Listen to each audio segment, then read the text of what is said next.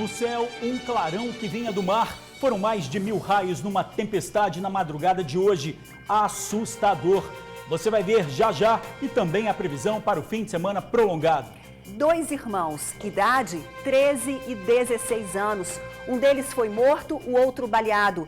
Juventude perdida para o crime. O TN1 conta essa história. Drogas sintéticas à disposição de jovens e adolescentes nas redes sociais. O traficante aceitava o pagamento no cartão de crédito. O TN convidou um especialista para falar dos riscos das drogas usadas nas baladas e faz um alerta aos pais. O Marino é daquelas pessoas que não esperam, ele faz. Construiu um ponto de ônibus todo caprichado, livre de sol e chuva. Ganha a comunidade, ganha o amor. Você vai contar pra gente, não é, Carol? Agora eu vou contar um segredo pra vocês que o Marino nem queria que a gente divulgasse, chega mais. Isso aqui foi feito para a esposa dele, uma espécie de declaração de amor. É que ela pega ônibus aqui todos os dias e ele estava tentando impedir que ela tomasse sol ou chuva. Quinta-feira, 18 de abril. Que dia é hoje, Ingrid? Que dia é hoje? Hoje é o dia do amigo, George. Para você, amigo do TN, o nosso melhor abraço e aquele convite. Fique com a gente, o TN1 está no ar.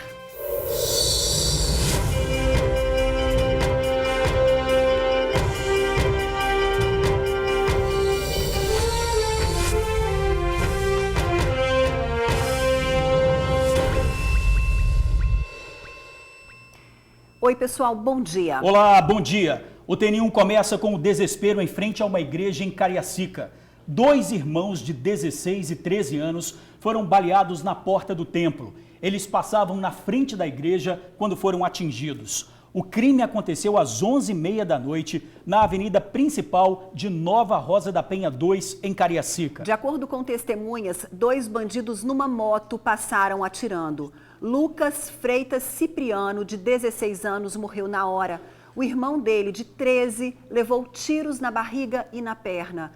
Ele foi socorrido por um taxista que passava na hora.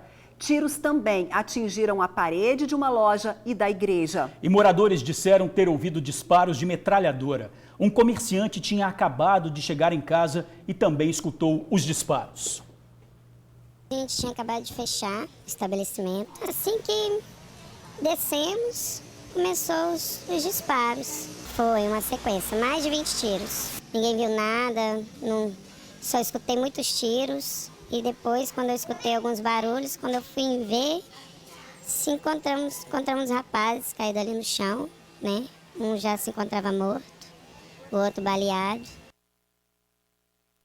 Olha, daqui a pouquinho mais detalhes dessa história, mas antes, está na cadeia o último integrante da quadrilha que assaltou uma joalheria no centro de Vitória. Durante o roubo, eles balearam os donos da loja. O suspeito detido comandava o tráfico de drogas no Morro do Cabral. Matheus da Silva de Almeida, de 21 anos, foi preso na noite de ontem no Morro do Cabral, em Vitória. Velho conhecido da polícia, Mateusão, que tem passagens por receptação, porte ilegal de arma e tráfico, estava com mandado de prisão em aberto por roubo. Esse indivíduo fazia parte de uma quadrilha que atualmente estão com ele todos os integrantes presos. Essa quadrilha participou de um assalto na loja de roupas na Marechal Campos, numa casa de câmbio no centro de Vitória. Além dessa tentativa de latrocínio na joalheria do centro, eles furtaram um veículo e jogaram contra a parede de uma loja, quebraram a parede e furtaram diversos objetos lá dentro.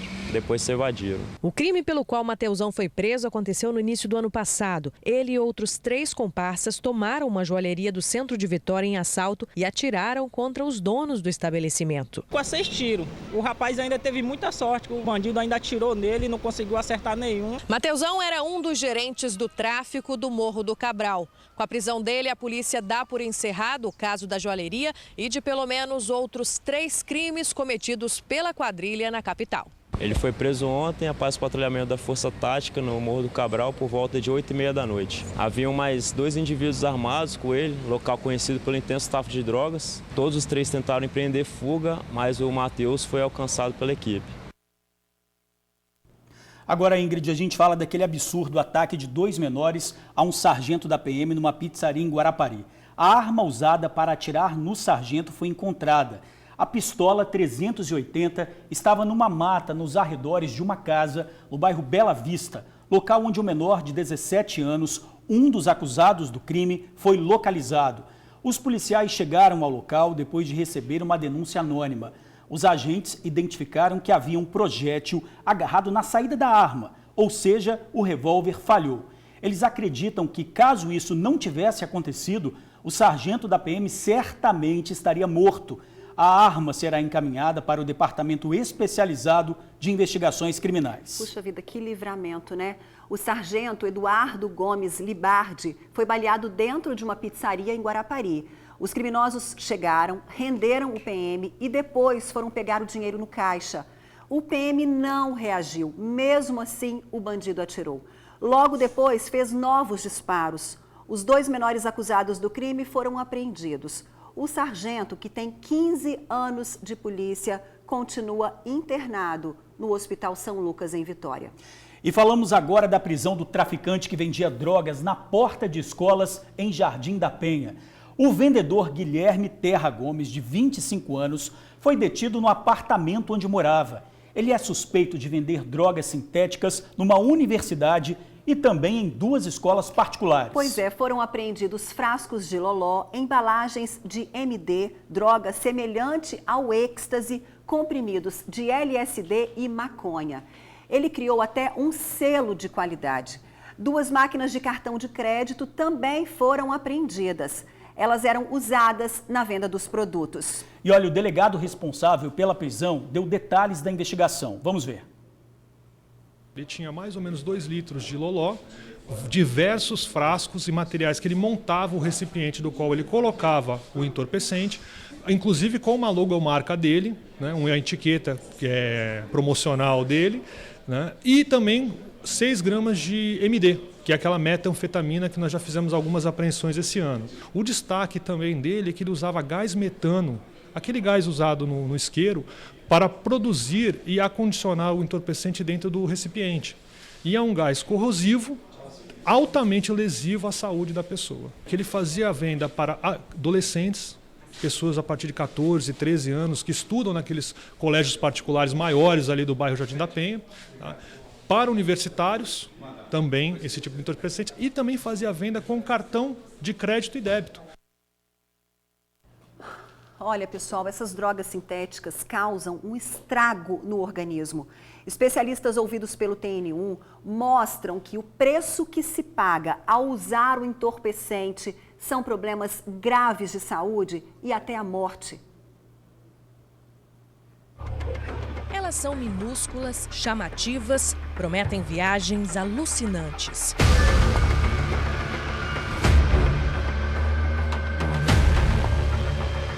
Um inimigo oculto, muito conhecido dos frequentadores de festas eletrônicas, agora na porta das escolas. Atendimento delivery, com pagamento facilitado. Uma coisa que chama muita atenção é o acesso, né, a disponibilidade, né? Hoje você não precisa mais sair de casa e enfrentar um morro para conseguir comprar uma droga. A droga chega na tua casa, chega na porta ou às vezes até dentro do teu trabalho ou da tua escola, né? E você tem a facilidade ainda de conseguir pagar com cartão de crédito. Encomendas que podem ser feitas pelas redes sociais. Maconha, loló, LSD, cristal em embalagens chamativas e até selo de qualidade. No início deste ano, a Polícia Capixaba interceptou uma das maiores quantidades de drogas sintéticas já apreendidas no país. A droga seria comercializada como êxtase e LSD em raves e boates da Grande Vitória. Mas, em laboratório, peritos descobriram se tratar de outras substâncias. Um perigo. É muito comum que o público em geral associe a apresentação de selos ao conteúdo de LSD e de comprimidos ao êxtase. Mas isso nem sempre é verdade e é preciso que a análise pericial comprove que tipo de substância, na verdade, se trata. Essa busca desenfreada pelo prazer leva jovens e adolescentes a riscos não calculados. Por mais que as autoridades invistam em repressão e pesquisa, o preço que se paga pelo uso indiscriminado de substâncias sintéticas vai muito além do valor elevado das drogas. Depois da euforia, o efeito rebote, o risco do vício e a possibilidade de consequências ainda piores. Aquilo que a sociedade busca há muito tempo, né? Estado alterado de consciência, né? Prazer. Não há nada de mal em buscar prazer, né? Só que tem prazer que custa caro. O mais caro é a vida, a perca dela. Uma questão de saúde pública que, na opinião do médico especialista, merece intervenção em larga escala. Mas a atenção e principalmente a ação por parte dos pais dentro de casa continua sendo fundamental. Você observa isolamento, né? Um distanciamento cada vez maior, começam a esconder mais as coisas e às vezes até gerar uma certa rebeldia quando os pais tentam saber o que estão fazendo, onde estão andando, né? Começam a se defender e tentar proteger. Então são sinais de alerta que são importantes.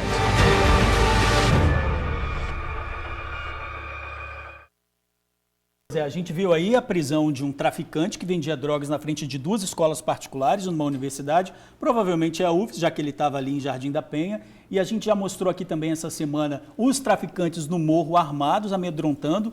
E a gente faz uma ligação. Enquanto a classe média alta e os ricos continuarem consumindo essas drogas, a violência vai continuar. Não adianta querer cobrar só da polícia, que a polícia aprenda isso, se as pessoas continuam usando drogas. É verdade. E é assim, eu espero até, George, que os meus filhos estejam ouvindo. Quando eu falo, chamo atenção para o pessoal de casa, eu chamo atenção para mim, né? Eu que estou aqui apresentando o jornal, tenho 2 filhos jovens. Quer dizer, a gente está vendo aí, é assustador, é ficar atento mesmo aos nossos filhos, acompanhar o que eles fazem em rede social. É difícil? Leva tempo? Mas é necessário. Porque a gente está vendo também a facilidade, a gente quer facilitar a vida dos filhos, às vezes dá um cartão de crédito e tudo mais. Você vê como os traficantes também estão se organizando para conseguir chegar até os nossos filhos. Então, assim, é ficar alerta, é conversar, é encher a cabeça deles mesmo. Droga, é sair fora, é devastador. Então, assim, eu fico até, é um desabafo também, porque a gente que tem filho, a gente sabe como está difícil, como a gente vê aí as famílias destruídas, os pais agoniados, assim, né, angustiados, porque os filhos estão usando drogas. Muitos acham que maconha não é droga, mas maconha é droga sim, é ilícito. E gera isso aí, toda uma violência que a gente mostra aqui todos os dias, traficantes agindo. Enquanto tem consumidor, tem tráfico, tem traficante, tem violência, tem morte. Bom, depois desse desabafo, vamos lá. Na Serra, a demonstração de que a população não aguenta mais tanta violência. Um assaltante foi detido na hora em que tentava roubar uma pessoa. O homem foi reconhecido por populares por ter praticado vários roubos no bairro São Judas Tadeu. Na hora em que ele faria mais uma vítima, os moradores chamaram um policial que estava de folga. Ele conseguiu deter o criminoso. Polícia! Deita aí, rapaz! Deita! O homem detido é Tiago Jesus França, de 26 anos. Ele foi reconhecido por populares no bairro São Judas Tadeu, na Serra, no momento em que tentava roubar os pertences de pessoas que estavam na praça do bairro. Um policial civil que estava à paisana no local foi acionado por conhecidos para deter o indivíduo, que foi imobilizado. Um militar da reserva também acompanhou a ocorrência. Várias pessoas se aglomeraram no local.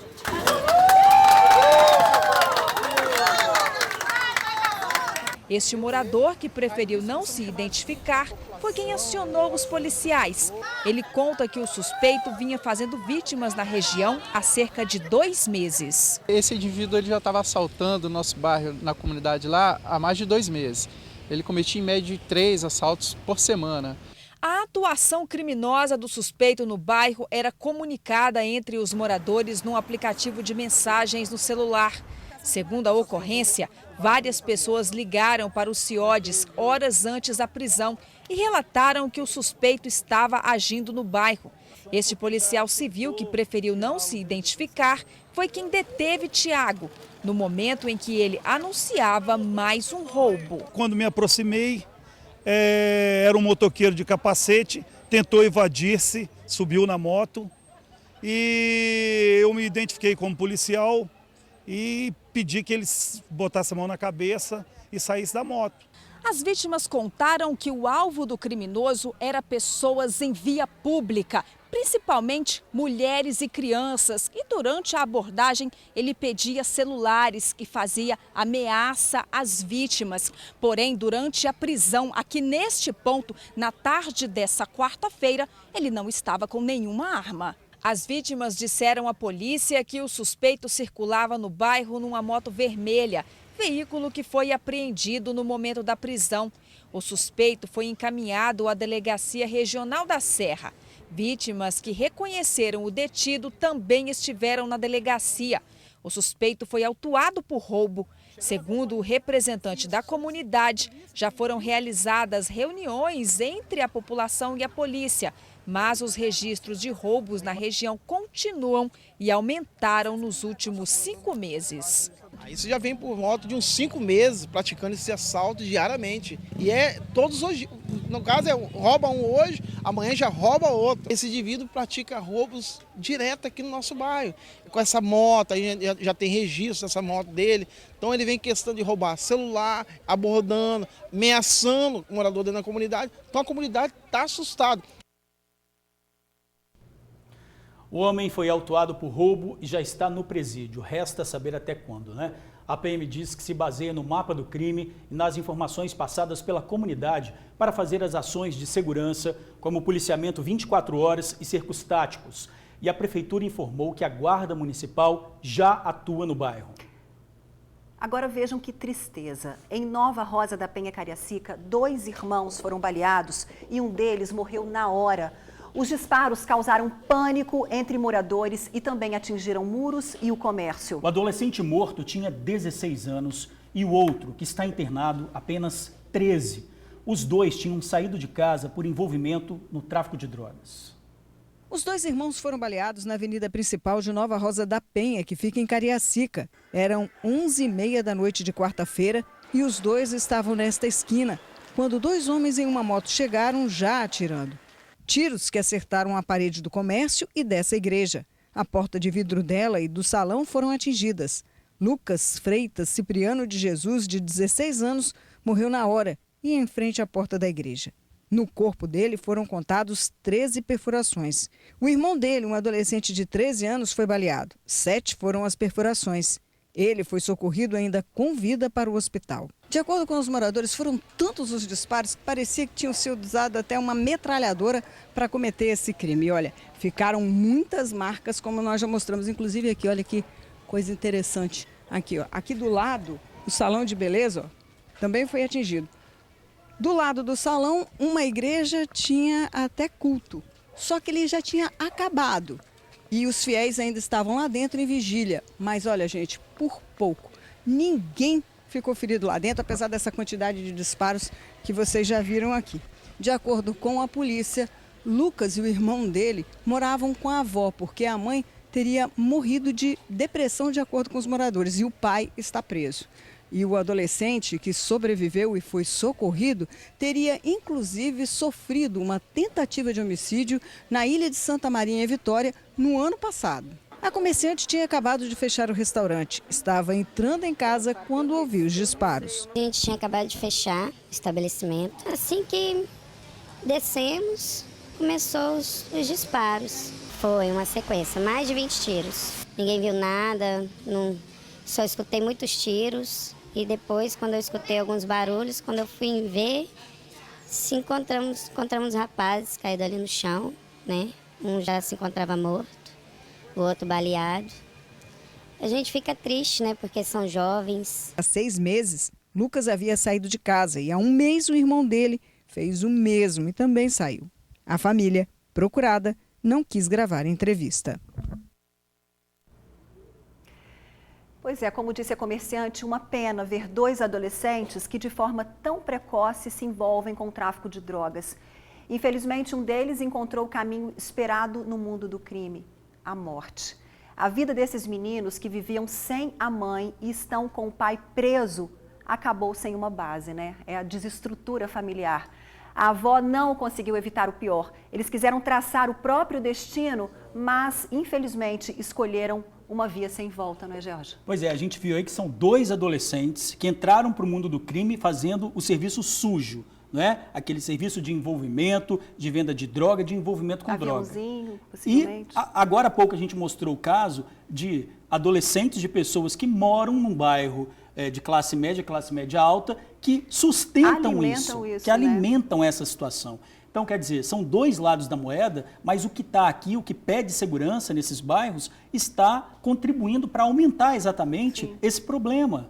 Então é um problema conjunto. Sim, e é uma tristeza porque ninguém nasce para dar errado, né? Então, assim, a gente se pergunta em que momento esses meninos de 13 e 16 anos se perderam. A gente vê a história familiar, a situação, né, da desestrutura, a mãe morreu, o pai está preso, quer dizer, aí um fim triste para esses adolescentes. Aquele que usa é também responsável por isso. Uma tempestade de raios chamou a atenção de moradores da Grande Vitória. Foram mais de 1.000. Nos vídeos, os clarões impressionam. É uma sequência de raios num curto período de tempo. Eles foram registrados no litoral a cerca de 50 quilômetros da costa e teriam sido causados por um sistema de baixa pressão em alto mar. Felizmente, bem longe do continente.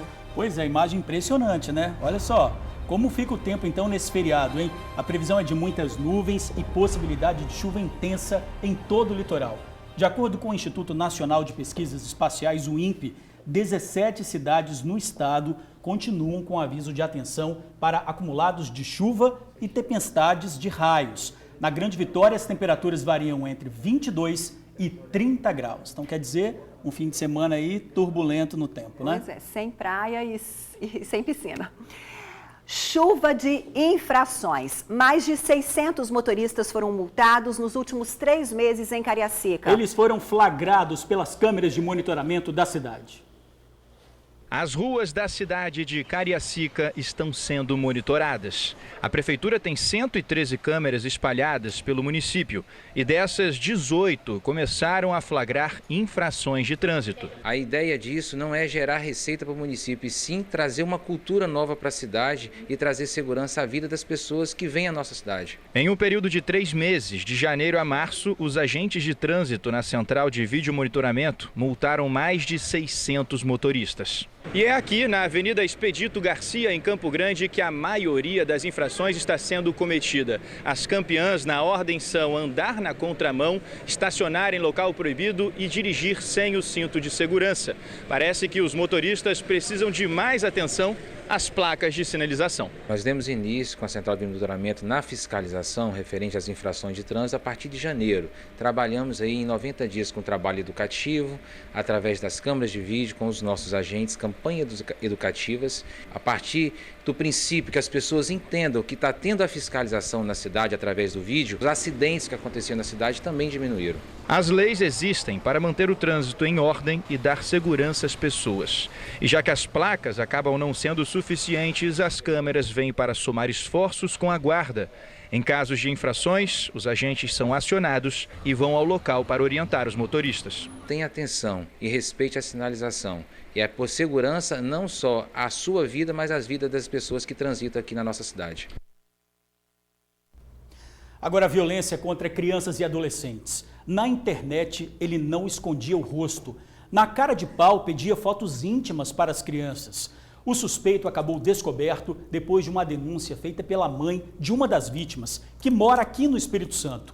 O homem, que é de São Paulo, foi parar na cadeia. Moisés Messias Vieira, um auxiliar de serviços gerais de 34 anos, foi preso em São Paulo. Ele é acusado de aliciar uma criança capixaba de 11 anos. Nestas conversas, o acusado pergunta a idade da vítima e não se importa com a resposta. A Polícia Civil identificou essa pessoa como um morador de São José dos Campos, São Paulo, através de um mandado de prisão, um mandado de busca e apreensão solicitado pela Polícia Civil aqui do Estado do Espírito Santo, com o apoio da Polícia Civil de São José dos Campos, foi cumprido, e quando os policiais chegaram na residência desse indivíduo, constataram lá material de cunho pornográfico envolvendo crianças e adolescentes. O criminoso não escondia o rosto e nem a identidade na internet. Ele aliciou a criança, pediu fotos íntimas e ainda tentou pegar o contato das amigas dessa vítima. As crianças e adolescentes têm contato com a tecnologia cada vez mais cedo. Então, a polícia orienta os pais e responsáveis que fiquem de olho nos passos digitais dos filhos. Na pedofilia, não vai ser um antivírus que vai evitar que o seu filho tenha contato com um pedófilo. Sempre a fiscalização dos pais. Isso é de suma importância, os pais se interessarem pelo conteúdo que os seus filhos estão acessando na rede mundial de computadores. Então a gente percebe que hoje muitos dos pais estão mais conectados do que as próprias crianças e largam seus filhos, né, ao ambiente virtual. Isso é totalmente não recomendado. Tem que ter cuidado mesmo, Ingrid. Bom, sim. Mas agora vamos mudar de assunto, que eu queria chamar a atenção de você aí de casa para essa imagem que a gente vai ver aqui, ó. Um ponto de ônibus, não é? O rapaz está ali, está esperando, um ponto de ônibus aqui colorido, né, com Eternite. Tem ali a placa do ônibus, ele está esperando o ônibus que vai chegar. Então, quer dizer, a gente vê esse abrigo aí fica no bairro Cantinho do Céu, na Serra, e foram construídos, esse ponto foi construído por moradores. A nossa repórter está até ali, ó, que vai fazer a reportagem, a Carol Fernandes, só que o motivo da construção desse ponto de ônibus é um motivo de amor. Tem esse motivo? É verdade, George, tem sim, viu? Tem uma história de amor. Na falta de ação do poder público, um coração apaixonado não aguentava ver o amor da vida dele esperar pelo coletivo, ficando à deriva no tempo, sujeito a sol forte ou chuva. Então fez o quê? Resolveu agir. O abrigo do ponto, que fica no bairro Cantinho do Céu, na Serra, foi ideia do Marino. Boa vontade, alguns materiais que já tinha em casa e pronto. Em 2 dias, ele estava lá. Foi uma terça-feira, se não me engano, eu pensei assim, vou fazer um ponto. Olhei no quintal, tinha o material e cismei. Na quarta de manhã, eu comecei mais ou menos às 2 horas da tarde. Aí, quando deu 3 horas na quinta-feira, ele estava pronto. Para tirar o abrigo do papel, Marino contou com o apoio de outros moradores. Dona Maria, que já tinha feito esses banquinhos embaixo da árvore, foi uma das que ajudou. Deu água, dei energia para eles, ajudei eles. Se os moradores gostaram, isso nem precisa perguntar. Ajuda muito, né, filho? Se não fosse um ponto assim igual esse aqui, agora estava debaixo de chuva, né? Lindo. Uma mão do cidadão que trabalha em prol do povo. Agora eu vou contar um segredo para vocês que o Marino nem queria que a gente divulgasse. Chega mais. Isso aqui foi feito para a esposa dele, uma espécie de declaração de amor. É que ela pega ônibus aqui todos os dias e ele estava tentando impedir que ela tomasse sol ou chuva. É só tocar no assunto que ele já fica envergonhado. Você fez isso aqui para sua mulher? Fiz, sim, fiz. Eu fico feliz porque a gente fazer, isso não é o primeiro, se eu puder ajudar, pode contar comigo. E eu estou feliz por ter feito isso. A sortuda que ganhou esse presente aí é a Eliene, casada com o Marino há 28 anos. Sempre foi assim, sempre foi desse jeito. Botou a coisa na cabeça e vai lá e faz. Quem não gosta de carinho, né? Não gosta de amor, né? Todo mundo, é muito bom. Declaração de amor essa. É isso aí. Ela já está acostumada com os mimos do marido, mas não é em todo ponto que se encontra um homem desses, não. Não é não, Dona Maria? É muito amor, né? É bom demais, hein? Na ausência do poder público, os moradores se viram como podem. Não foi difícil encontrar outro ponto construído por eles. Esse aqui já é o terceiro. Terá para o prefeitura, a gente não consegue nada, né? Aí tá juntando a comunidade, pegando doação de cada um pedaço de telha de um lado, um pedacinho de madeira do outro, para dar pelo menos uma segurança melhor para o pessoal. Fica na chuva, esse tempo chuvoso, né? Para dar uma melhorada na situação do bairro.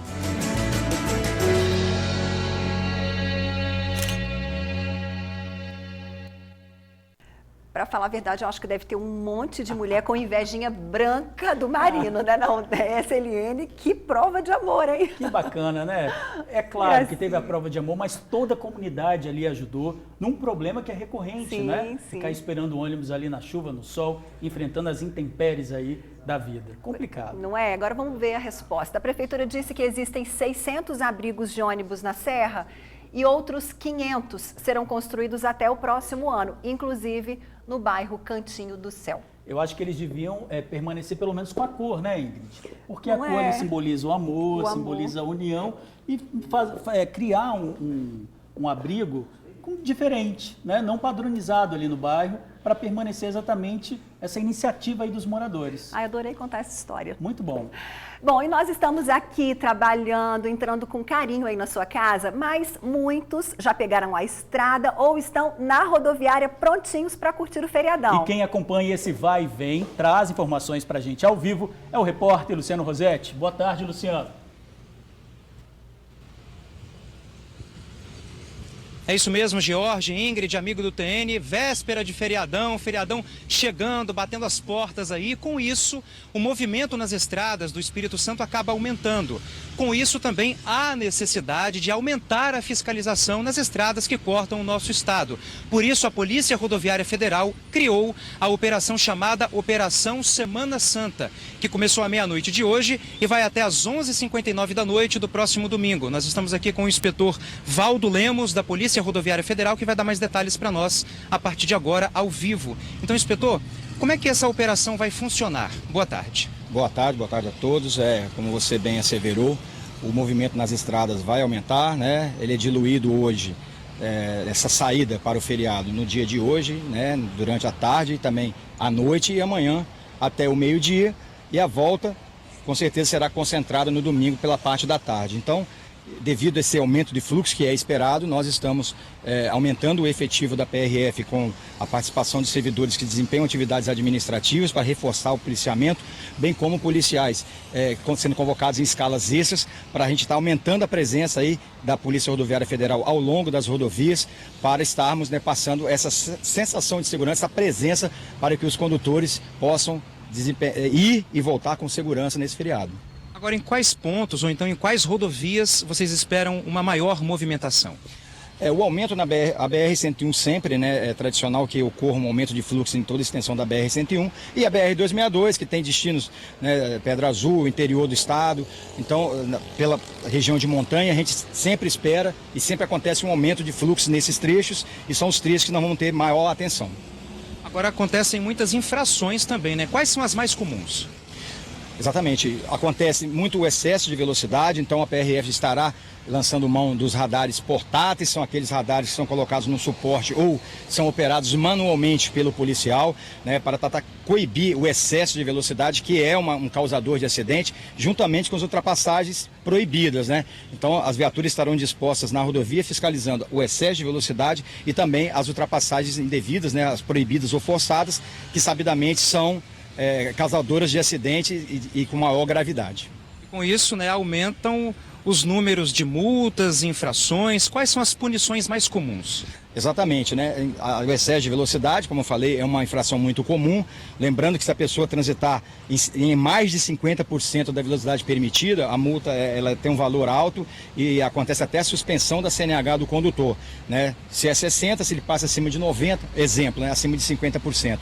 Então, isso o condutor tem que estar colaborando com a PRF, né? Nós estaremos fazendo a fiscalização, mas ele também tem que saber que em alguns momentos, em alguns horários, o fluxo vai ser maior e que essa pressa não leva a lugar nenhum, literalmente. Com certeza, né? E a PRF, durante esse feriadão, esse final de semana prolongado, vai ficar de olho nos infratores, não é isso? Exatamente, né? Vai haver um aumento na fiscalização e o que nós esperamos é que no ano passado, nesse mesmo período, na Operação Semana Santa 2018, houveram 30 acidentes registrados, infelizmente uma pessoa veio a óbito. E todo o trabalho, todo o esforço que está sendo concentrado nesse período era para que na segunda-feira, quando fomos divulgar o resultado, e lembrando, na Semana Santa, que Deus possa estar ajudando, né? Além da fiscalização e dos condutores estarem colaborando, indo com paciência, né? Sendo prudentes, para que no resultado na segunda-feira ninguém tenha se ferido e quiçá perdido a vida nas rodovias federais capixabas. Com certeza, é isso que a gente espera, né? Inspetor George, amigo do TN, Ingrid também, que esses números diminuam. A gente agradece ao inspetor Valdo, da Polícia Militar. Só aproveitar aqui que a gente está em frente à rodoviária de Vitória, pedir para o Cícero aqui, nosso amigo, mostrar um pouquinho da movimentação que dá para mostrar daqui de fora, né? Claro, a movimentação é muito grande, né? A movimentação esperada para esse fim de semana é muito grande. São esperados 9.000 passageiros, são 400 ônibus, sendo 150 horários extras. E os destinos mais procurados no Espírito Santo são Cachoeiro de Itapemirim, Linhares, Aracruz e Colatina. Então, quem quiser viajar para qualquer lugar, ou um desses lugares, ou para um desses lugares, tem que comprar passagem, tem que correr logo. E vocês, George e Ingrid, vão ficar de folga, vão trabalhar? O que vocês vão fazer nesse feriadão? Falem pra gente, por favor. Quero saber. Primeiro você, Ingrid. Primeiro eu? Nós estaremos, vou responder por mim, por você e pelo Luciano. Nós estaremos aqui, né? Feriadão para você aí, curta com prudência, mas nós estaremos aqui passando as notícias com carinho para você. E vale lembrar que a maioria das ocorrências que acontecem nas rodovias, a principal causa é do motorista, não é da via. Então, toda a atenção é pouca aí nas estradas. Puxa vida, agora a gente fala de um posto de combustível assaltado 2 vezes no mesmo dia. O posto fica na Serra. No primeiro assalto, durante a madrugada, os bandidos chegaram armados a pé, com capacetes na cabeça, renderam o frentista, abriram caixa e levaram R$150 em dinheiro. Ainda agrediram um funcionário, dando coronhadas na cabeça dele e chutes. O segundo assalto no mesmo dia foi registrado pelas câmeras do posto. Veja que o bandido entra com a arma na cintura, rende os frentistas e levam R$60. Não bastasse aí o prejuízo material, deixou um grande trauma. Ele também agrediu e empurrou a funcionária. O dono registrou o boletim de ocorrência e espera a prisão desses bandidos aí. Quem tiver de qualquer forma alguma informação que possa localizar os criminosos, ligue 181. O TN volta bem rapidinho e mostra a prisão de uma jovem que se passava por psicóloga. Ela atendia os clientes na Serra. Em Vila Velha, viaduto rachado recebe fita plástica para remendar a estrutura. Você confere ainda as oportunidades de emprego do dia. Bruna Notícia, volta já e não saia daí.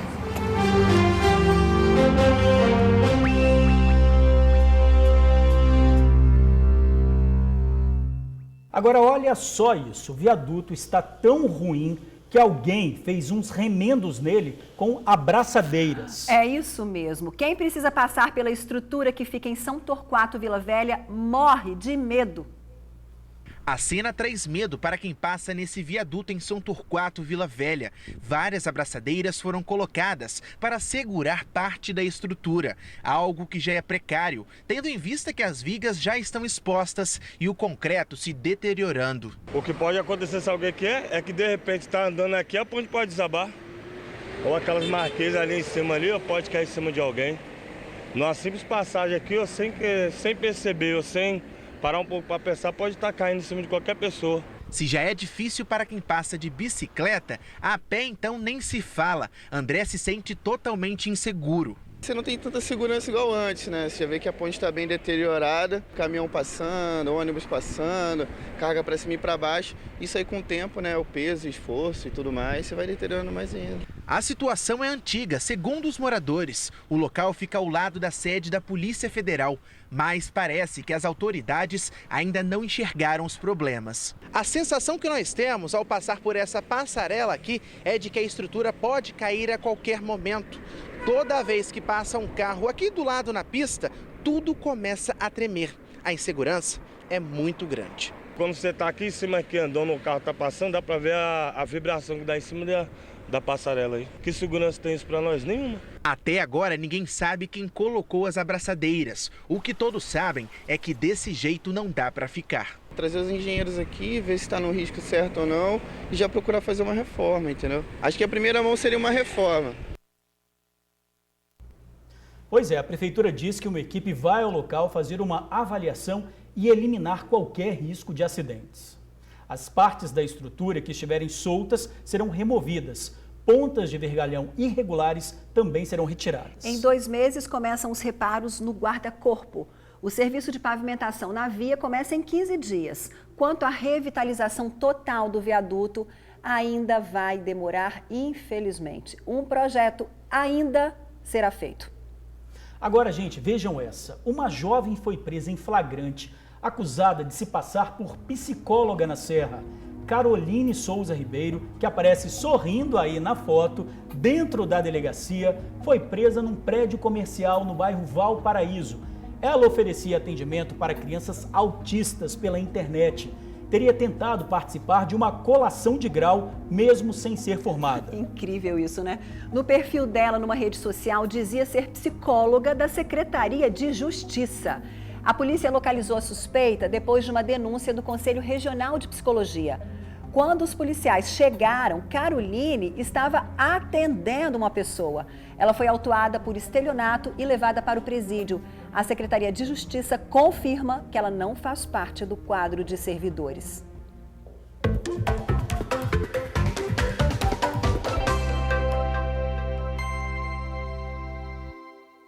Estamos aí, quinta-feira santa, com esperança e emprego. Veja as vagas. Fala aí, Jorge. Olha, tem vaga para agente de vendas, analista de compras, assistente financeiro, estilista, gerente comercial, vendedor de rochas e analista de desenvolvimento humano. Cadastro no site psicostore.com.br. E agora, Ingrid, a gente tem uma notícia importante para todos nós consumidores. Roda aí a notícia que está no Tribuna Online. Vamos ver? Roda aí para a gente ver. Uma nova lei proíbe a cobrança de taxa para a compra de ingresso no estado. Quem compra ingressos para shows na internet conhece bem a famosa taxa de conveniência. Sim. O valor extra cobrado pelas empresas que emitem e comercializam os bilhetes para entrada em eventos. Pois é, Jorge, mas a partir de agora esse tipo de taxa está vetado em todo o Espírito Santo. O governo do estado publicou na quarta-feira, ontem, no Diário Oficial, a lei que proíbe a cobrança de taxa de conveniência por sites e aplicativos nas compras de ingressos feitas pela internet para shows, peças de teatro, cinemas e outros tipos de eventos. Boa notícia, notícia importante, né? Uma vitória aí para nós consumidores, né? É isso aí. E o TN volta rapidinho, continue com a gente.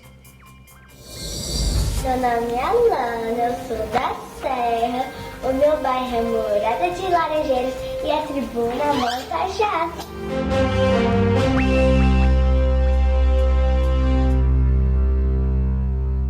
Olha, a Justiça negou um pedido feito pelos 6 acusados de participar da morte da médica Milena Gotardi. Os réus entraram com um recurso em segunda instância para que não fossem a júri popular. Segundo a acusação, o recurso foi analisado pelos desembargadores do TJ e o pedido foi negado.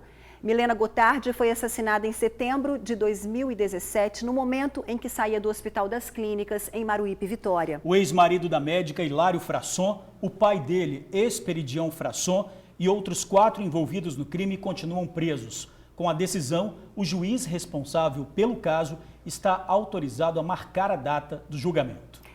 Pois é, e por falar em júri, já imaginou um julgamento desse acontecer online? Um juiz aqui do estado fez um júri popular com o réu participando em tempo real, mas lá do Pará. Veja no Conexão Justiça.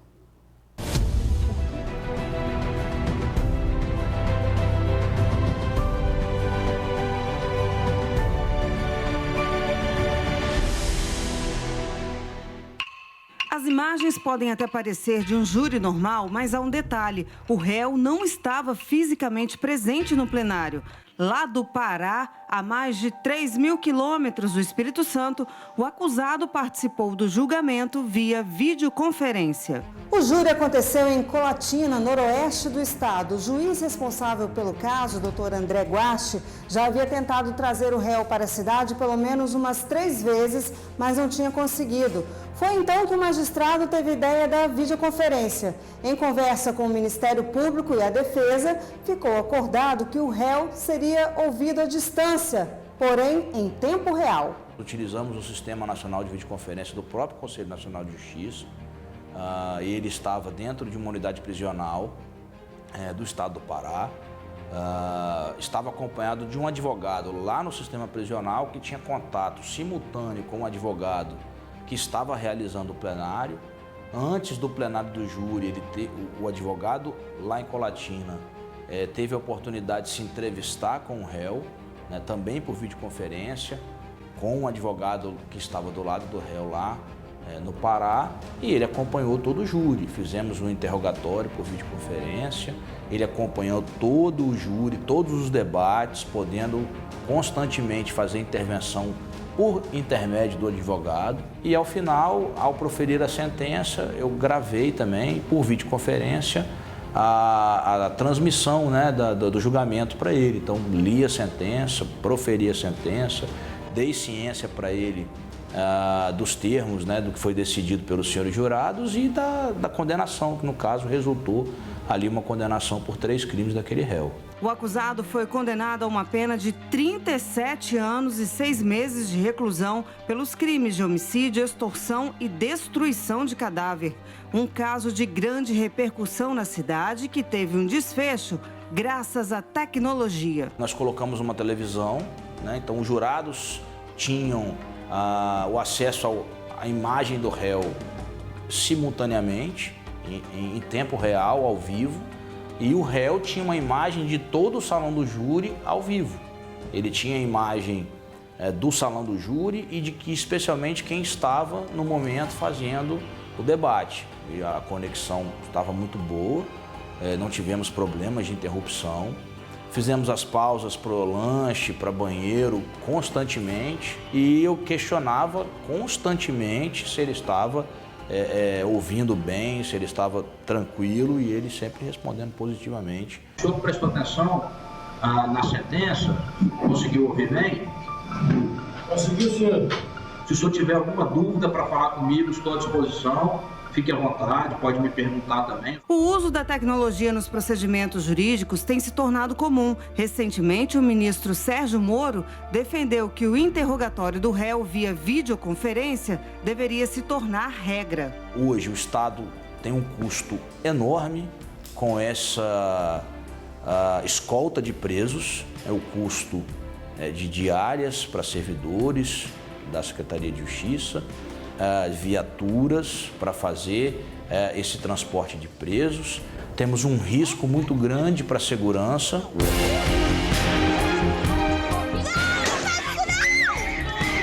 Quando você tem hoje uma ferramenta com a observância de todas as garantias do réu, seria a videoconferência. Em Ecoporanga, extremo noroeste do estado, as audiências criminais já acontecem via videoconferência. Os presos que respondem a processos lá aguardam julgamento no Centro de Detenção Provisória de São Domingos do Norte, a 150 quilômetros de distância e a 2 horas de viagem. Nós estávamos perdendo muito tempo e às vezes a Secretaria de Justiça não conseguia levar todos os internos diante da quantidade de audiências que tem em todo o estado do Espírito Santo. Então foi um caminho que eu encontrei junto com outros colegas que também desenvolvem essa ferramenta, no sentido de possibilitar que o preso tenha um contato próximo com o magistrado, com os advogados, e a gente faça a instrução do processo sem que haja o deslocamento. E também graças à tecnologia foi possível a nossa entrevista com o juiz titular lá de Ecoporanga. A gente não pode abrir mão da tecnologia, é um caminho sem volta e de fato, para auxiliar e contribuir na prestação jurisdicional.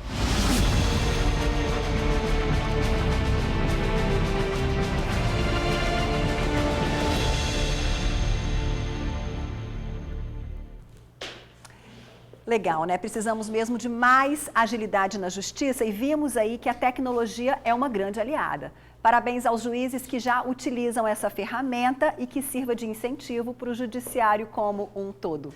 E você também tem dúvidas sobre os seus direitos? Manda para a gente no conexãojustiçatn@gmail.com. Desculpa, me bolei todo aqui.